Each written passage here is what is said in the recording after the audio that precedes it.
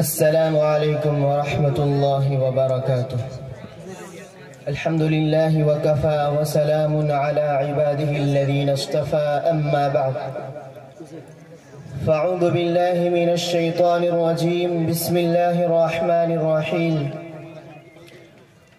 إن الله وملائكته يصلون على النبي، وقال الله تبارك وتعالى: إنما يخشى الله من عباده العلماء. وقال النبي صلى الله عليه وسلم: العلماء ورثة الأنبياء، أو كما قال عليه الصلاة والسلام. صدق الله العظيم وصدق رسوله النبي الكريم، ونحن على ذلك لمن الشاهدين والشاكرين، والحمد لله رب العالمين. لاکھوں سلام اس آقا پر، لاکھوں سلام اس آقا پر، بت جس نے لاکھوں توڑ دیے، دنیا کو دیا پیغام سکون، انسانوں کے رخ موڑ دیے۔ اس محسن عالم نے الیاس کیا کیا نہ دیا انسانوں کو، دستور دیا، منشور دیا، کہیں راہیں دی، کہیں موڑ دیے۔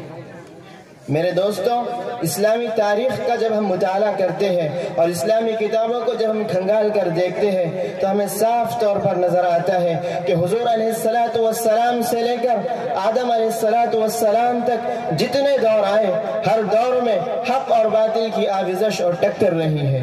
یہ کوئی نظام ہی ایسا ہے، یہ قدرت کی کرشمہ سازی ہے کہ ہر دور میں حق اور باطل کے مقابلے میں آتے رہے۔ حق بے سر و سامانی کے عالم میں آیا اور باطل سرکشی، تکبر، انانیت، استکبار، عجب، شوکت و حشمت، جاہ و ثروت اور طاقت لے کر نمودار ہوا ہے۔ لیکن جب ہم تاریخ کے اوراق دیکھتے ہیں تو ہمیں نظر آتا ہے کہ بے سر و سامانی کے عالم میں نمایاں ہونے والے حق کو اللہ نے ہمیشہ غلبہ عطا فرمایا ہے، اور تاریخ ہی فیصلہ کر کے بتاتی ہے کہ اس دور کا حق کون سا ہے اور اس دور کا باطل کون سا ہے۔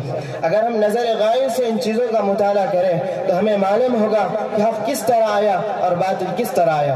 ذرا آپ اپنے ذہنوں کو 1400 سال کی تاریخ کے پیچھے لے جائیں تو آپ کو معلوم ہوگا کہ باطل نمرود کے لباس میں آیا تو حق ابراہیم بے سر و سامانی کے عالم میں آیا، باطل فرعون کی شکل میں آیا تو حق موسیٰ علیہ السلام کی شکل میں آیا، باطل بنی اسرائیل کے خوخاروں کی شکل میں آیا تو حق عیسیٰ علیہ السلام کی شکل میں آیا، باطل قیصر و کسریٰ کی شکل میں آیا تو حق محمد الرسول اللہ صلی اللہ علیہ وسلم کی شکل میں آیا، باطل حجاج بن یوسف کی شکل میں آیا تو حق عبداللہ بن زبیر رحمۃ اللہ علیہ کی شکل میں آیا، باطل خلیفہ منصور کی شکل میں آیا تو حق امام ابو حنیفہ رحمۃ اللہ علیہ کی شکل میں آیا، باطل خلیفہ منصور کی شکل میں آیا تو حق امام ابو حنیفہ رحمۃ اللہ علیہ کی شکل میں آیا، باطل راجہ رنجیت سنگھ کی شکل میں آیا تو حق شاہ اسماعیل شہید رحمۃ اللہ علیہ کی شکل میں آیا، باطل جلال الدین اکبر کی شکل میں آیا تو حق مجدد الفسانی رحمۃ اللہ علیہ کی شکل میں آیا، باطل فتنوں کی شکل میں آیا تو حق شاہ عبدالعزیز کی شکل میں آیا،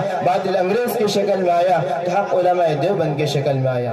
میرے دوستوں، اس بات پر فخر ہے کہ جس طرح سورج روزانہ آسمانوں پر روشن ہوتا ہے، اسی طرح ہمیں یقین ہے کہ صحیح معنی میں اہل سنت والجماعت اور حق پر قائمات جو دنیا میں جماعت ہے وہ علماء دیوبند کی جماعت ہے۔ ہمیں کوئی شبہ نہیں، ہمیں سورج کی روشنی سے زیادہ یقین ہے کہ اہل سنت والجماعت اور انبیاء کی وارث جو جماعت ہے وہ علماء دیوبند کی جماعت ہے، جس نے ہر باطل کا ہر طریقے سے مقابلہ کیا۔ باطل جس لباس میں آیا، دیوبند کا پرچم اسی لباس میں آیا۔ اسی کو شورش کاشمیری کہہ گیا: اس میں نہیں کلام کے دیوبند کا وجود، اس میں نہیں کلام کے دیوبند کا وجود، ہندوستا کے سر پہ احسان مصطفیٰ، تا حشر اس پہ رحمت پروردگار ہو، پیدا کیے ہے جس نے فدایان مصطفیٰ۔ گونجیں گا چھار کھوٹ نانوت بھی کا نام، بانٹا ہے جس نے بادہ عرفان مصطفیٰ۔ اس مدرسے کے جذبہ عزت شرست سے پہنچا ہے خاص عام کو فیضان مصطفیٰ۔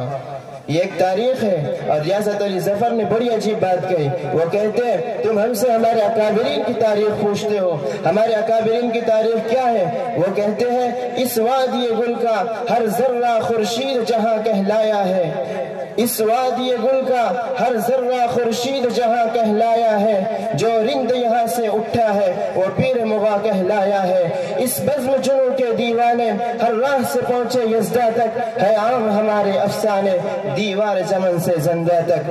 100 بار سوارا ہے ہم نے اس ملک کے گیسوئے برہم کو، یہ اہل جنوں بتلائیں گے کیا ہم نے دیا ہے عالم کو۔ میرے دوستوں 1831 تک